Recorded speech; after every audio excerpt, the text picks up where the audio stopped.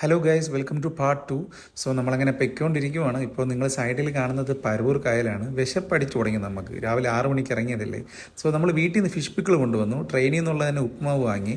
So fish പിക്കിളും ഉപ്പുമാവും കൂടെ വെച്ചാണ് try ചെയ്ത് വെക്കുന്നത്. പക്ഷെ കൊള്ളാം കേട്ടോ, നല്ല ടേസ്റ്റൊക്കെ ഉണ്ടായിരുന്നു, അടിപൊളിയാണ്.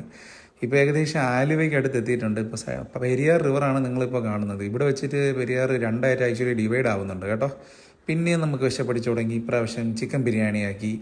ഒരു പീസും മാത്രമാണ് ഉള്ളത് അതിനകത്ത്. ബട്ട് അത് കൊള്ളാം കേട്ടോ. നൗ പാലക്കാട് എത്തിയിട്ടുണ്ട്. ഇപ്പോൾ ട്രെയിൻ കുറച്ച് നേരം പിടിച്ചിട്ടിരിക്കുകയാണ്. കണ്ടില്ലേ, നെൽകൃഷിക്കൊക്കെ വേണ്ടിയിട്ടുള്ള സംഭവങ്ങളൊക്കെ ചെയ്തിട്ടിരിക്കുകയാണ്. നല്ല ഗ്രീനറി, ഇതൊക്കെ ഒരു പ്രത്യേക ഭംഗി തന്നെയല്ലേ. ഒരുപക്ഷെ ഒരു ബസ് യാത്രയിൽ ഒരിക്കലും കിട്ടാത്തൊരു ഭംഗി ട്രെയിൻ യാത്രയിൽ കിട്ടും. ഇതിനിടയിൽ വെച്ച് ഞാൻ ചെറുതായിട്ടൊന്ന് ഉറങ്ങിപ്പോയി. ഈറോഡ് എത്തിയപ്പോഴത്തേക്കും വിവേക് എന്നെ വിളിച്ചുണർത്തിയിട്ട് ചായ കുടിക്കാൻ വേണ്ടിയിട്ട് പുറത്തോട്ടിറങ്ങി. വിവേകിന് കോഫിയുടെ കൂടെ സമോസ വേണം എന്നുള്ള ആഗ്രഹത്തിൽ അടുത്തുള്ള കടയിലൊക്കെ പോയി ചോദിക്കുകയാണ്. അവിടെ സമോസ ഇല്ല, ഉഴുന്നോട മാത്രമേ ഉള്ളൂ. സോ ഇപ്പുറത്തൊരു കടയിൽ വന്നപ്പോൾ ഭാഗ്യത്തിന് ഒരു സമോസ കിട്ടി.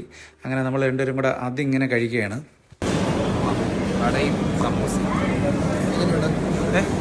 കഴിച്ചു പോകണം. ഏതോ ഒരു സ്റ്റേഷൻ എത്തിയപ്പോഴത്തേക്കും ചപ്പാത്തി മുട്ടക്കറിയൊക്കെ വാങ്ങി ഡിന്നർ ഫിഷ് പിക്കിളും വെച്ച് കഴിച്ചു. ഇപ്പോൾ സൈഡിൽ കാണുന്നത് എത്രത്തോളം ക്ലിയർ ആണെന്ന് അറിഞ്ഞൂടെ. അതാണ് ആക്ച്വലി തിരുപ്പതി ടെമ്പിൾ കേട്ടോ. ഗൈസ്, തണുപ്പ് ഒരു രക്ഷയില്ല കേട്ടോ. എ സിയിൽ അപ്പർ ബർത്തും കൂടെ ആയതുകൊണ്ട് ഭയങ്കര തണുപ്പ്. ഷർട്ടിന് പുറത്തൂടെ ടീഷർട്ടൊക്കെ ഇട്ട് അഡ്ജസ്റ്റ് ചെയ്താണ് ഇരിക്കുന്നത്.